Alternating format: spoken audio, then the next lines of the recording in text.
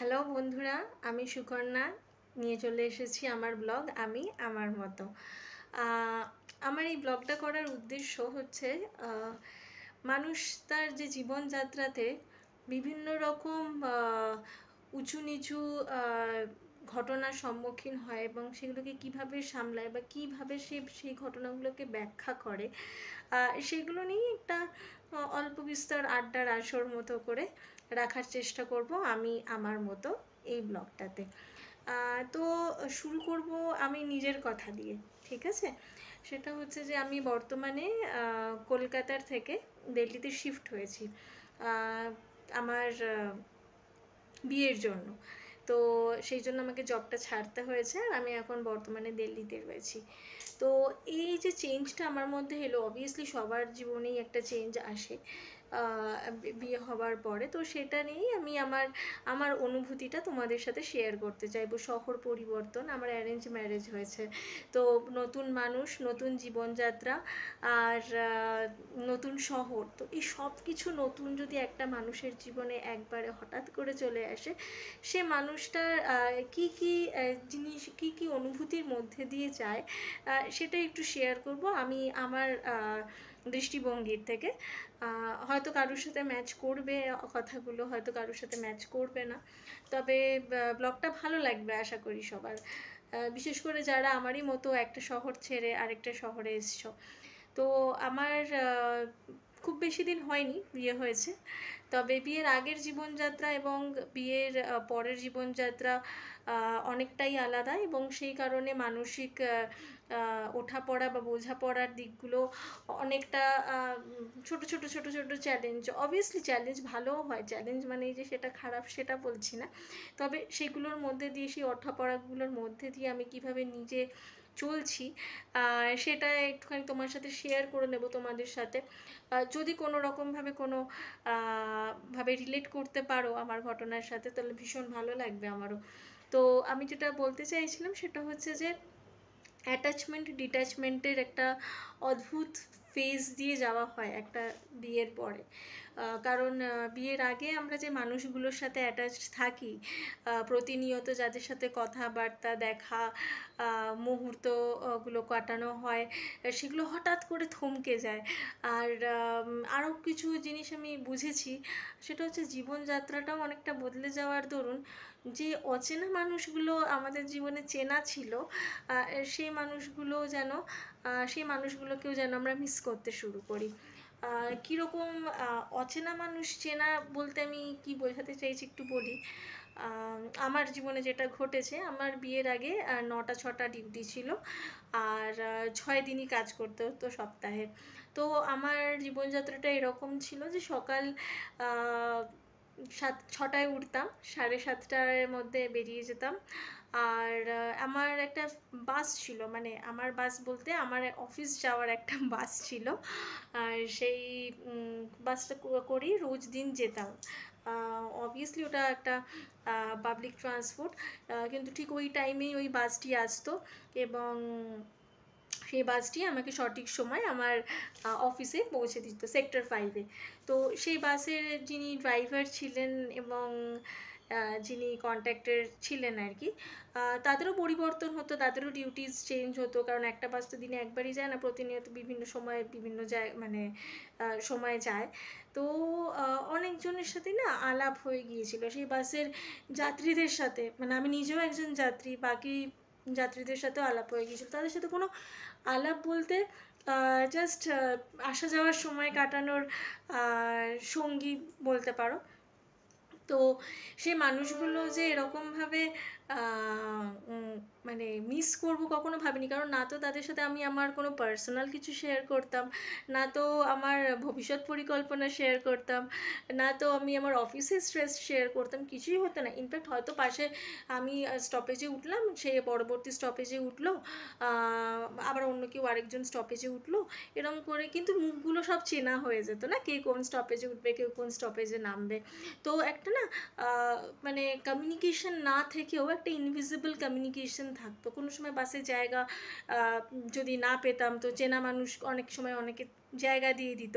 তো বা যদি জানা থাকতো যে কি আগে নামছে বা পরে, নামবে, সেরম হিসেবে একটুখানি বলে দিত যে আপনি দিদি এখানটা দাঁড়ান, বা আপনি এই জায়গাটা দাঁড়ান, আগে খালি হয়ে যাবে। কারণ তারা আমাদেরকে রোজ দেখছে প্রতিনিয়ত যেতে, তো কোনো সম্পর্কর দরকার পড়ে না, না সেগুলোতে, কিন্তু সম্পর্ক একটা হয়ে যায় আলাদা করে। তো এই জিনিসগুলোকে মিস করা, সকালবেলা উঠে যে রিক্সা কাকুটি আমাকে বাস স্ট্যান্ডে পৌঁছে দিত, তাকেও মানে প্রত্যেক দিন যে একই কাকু থাকতো সেটা না, কিন্তু ঘুরিয়ে ফিরিয়ে সব মুখগুলো আস্তে আস্তে চেনা হয়ে যায় না, তো সেই তাদেরকে মিস করা। তো বন্ধু বান্ধব, মা বাবা, এদের সাথে তো টাচে থাকাই হয়, বিয়ের পরেও থাকা হয়, কিন্তু শহর যেটাকে আমরা বলি, শহরকে মিস করা, শহরকে তো মিস করাটা ওরমভাবে হয় না আলাদা করে। তো এই যে অচেনা মানুষগুলো, এই মানুষগুলোই যেন শহরটাকে মিস করায়।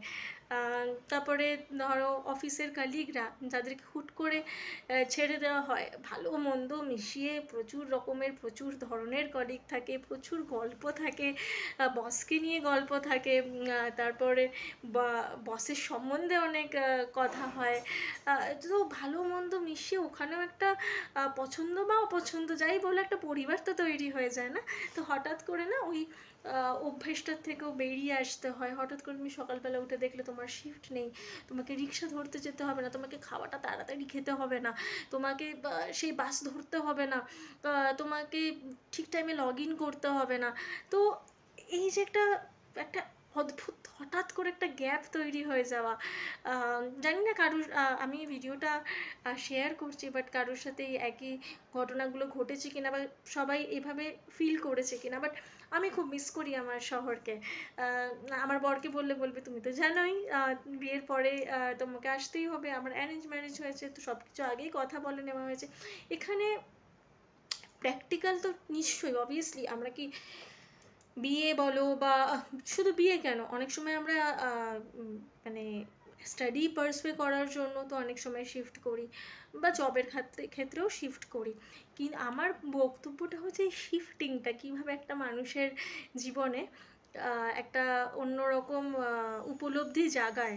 তো আমরা যে মানুষগুলোকে টেকেন ফর গ্রান্টেড করে নিয়ে চলতাম দিনের পর দিন, যে রাস্তাগুলোকে টেকেন ফর গ্রান্টেড করতাম, হঠাৎ করে তুমি শহর চেঞ্জ করে নিলে, তো তখন যেন ওই ওই ওই স্ট্রিট ল্যাম্প, ওই রাস্তা, ওই ভাঙা গুমটি ঘর, চায়ের দোকান, সব কিছুই যেন তোমার সাথে কথা বলতে শুরু করে। মানে একটা টেকেন ফর গ্রান্টেড জিনিসগুলোও যেন জীবন্ত হয়ে ওঠে, মনে হয় কতদিন ওগুলোকে দেখিনি। যেমন যেমন আমরা স্কুল ছাড়ার পরে স্কুল বাড়িতে আবার যখন ঢুকি, কখনো রিইউনিয়ন হয়, কলেজের রিইউনিয়ন হয়, সেই বেঞ্চগুলো, সেই ব্ল্যাকবোর্ডগুলো, সেই হোয়াইট বোর্ডগুলো যেরমভাবে কথা বলে, ঠিক ঠিক সেরকম একটা ফিলিং দেয় না তোমার? আমার তো হচ্ছে এত কিছু, মানে আমি কথা বলতে ভীষণ ভালোবাসি, কথা বলার মানুষগুলোর সাথে এখনও কথা বলি, কিন্তু সেই হিউম্যান টাচ সেটা এখন আর নেই ফোনে, এখন সবই ভার্চুয়াল। তো কথা হয় মা বাবার সাথে। আর সব থেকে বড় বিষয় কি জানো তো, সেই সময়টাতে যখন কলকাতায় ছিলাম, যখন আমি জব করতাম, যখন আমার বিয়ে ঠিক হয়নি, তখন তো জানতামও না কোথায় বিয়ে হবে ঠিক। তো যেমন শুধু বিয়ে বলে বলছি না, আমার ক্ষেত্রে এটা বিয়ে, অন্য কারোর ক্ষেত্রে সেটা পড়াশোনা হতে পারে, আবার কারোর ক্ষেত্রে এটা জব হতে পারে, কিন্তু আমরা আমাদের ডে টু ডে লাইফগুলোকে টেকেন ফর গ্রান্টেড করে নিই। আমার মনে হয় যে এই অ্যাটাচমেন্ট আর ডিট্যাচমেন্ট এই জিনিসগুলো না খুব খুব শৌখিন একটা জিনিস, খুব সেন্সিটিভ একটা জিনিস, তুমি নিজেও বুঝতে পারবে না।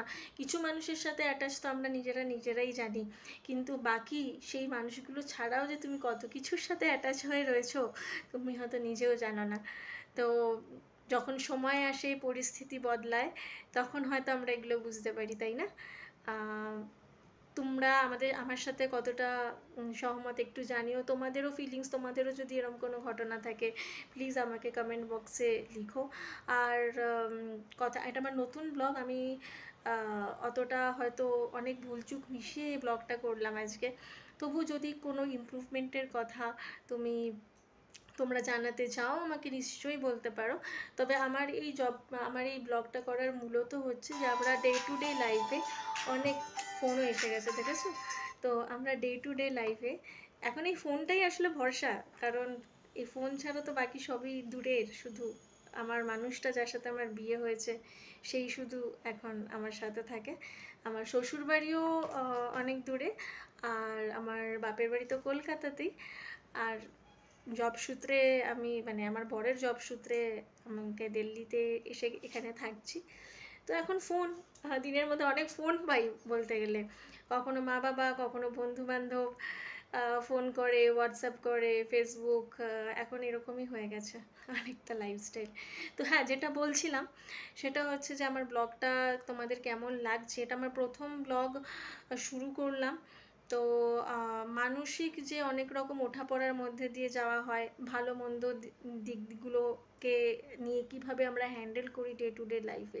আমি আমার ঘটনাটা বললাম শুধু ঘটনা বলার জন্য নয়, বা আমি আমার অনুভূতিগুলো শেয়ার করলাম শুধু আমার অনুভূতিগুলোকে তোমাদের সামনে বলার জন্য নয়। এটা করার আরেকটা মূলত কারণ ছিল, যেটা আমি তোমাদের বোঝাতে চাইলাম এই ভিডিওটার মধ্যে, যে আমরা অনেক সময় নিজেদের অজান্তে যেমন অনেককে দুঃখ দিয়েও ফেলি, আবার অনেকের সাথে অ্যাটাচও হয়ে থাকি।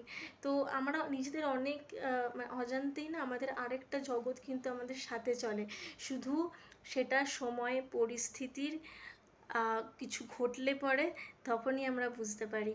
তো কোনো কিছুই টেকেন ফর গ্রান্টেড করো না। আমি যেমন এই শহরটাকে মিস করছি, কখনো ভাবিও নি এখন যদি আমি কলকাতাতে যাই, কলকাতাতে কতদিনের জন্য যাব, 10 দিন, 12 দিন, 20 দিন, 1 মাস, তারপরে যখন ফিরে আসব তখন একটা আলাদাই অনুভূতি হবে। কলকাতায় কতটা যেতে চাই, কিন্তু এখন আমি সেটাও মাঝে মাঝে ভাবি যে যাওয়াটা তো খুব সহজের হবে, আনন্দের হবে, কিন্তু এই যে উপলব্ধিগুলো কলকাতা ছাড়ার পর আমি ফিল করেছি, কলকাতা থেকে যখন আবার গিয়ে ফিরে আসব সেগুলো তো আরও বেশি করে আমাকে অনুভূতি মানে আমার হবে না। তো একটা মিক্সড ফিলিং নিয়ে চলছে এখন জীবনযাত্রা। এরকম আরও অনেক ছোটোখাটো আমাদের শৌখিন মানে একদম সেন্সিটিভ কিছু চিন্তা ভাবনা বা অনুভূতিগুলো কাজ করে। তো আমার বলার উদ্দেশ্য এটাই যে চেনা মানুষগুলো তো থাকেই সাথে, কিন্তু অচেনা জিনিসগুলো যে সাথে থাকছে এবং অচেনা জিনিসগুলো যে সাথে যাচ্ছে না তোমার, সেটা জীবনে অনেক কিছু মুহূর্ত আসার পরেই অনেকটা উপলব্ধি হয়। ঠিক না বন্ধুরা? কমেন্ট বক্সে জানিও। আর প্রথম ব্লগ ভুলচুক হলে পরে একটু ক্ষমা করে দিও। আর সাথে থেকো বন্ধুরা, ভালোবাসা দিও। আবার নেক্সট ব্লগে কোনো একটা নতুন অনুভূতির কথা শেয়ার করব, এবং তোমাদের দৃষ্টিভঙ্গিও সে বিষয়ে কী থাকবে সেটা জানার আগ্রহ থাকবে আমার। ভালো থেকো বন্ধুরা।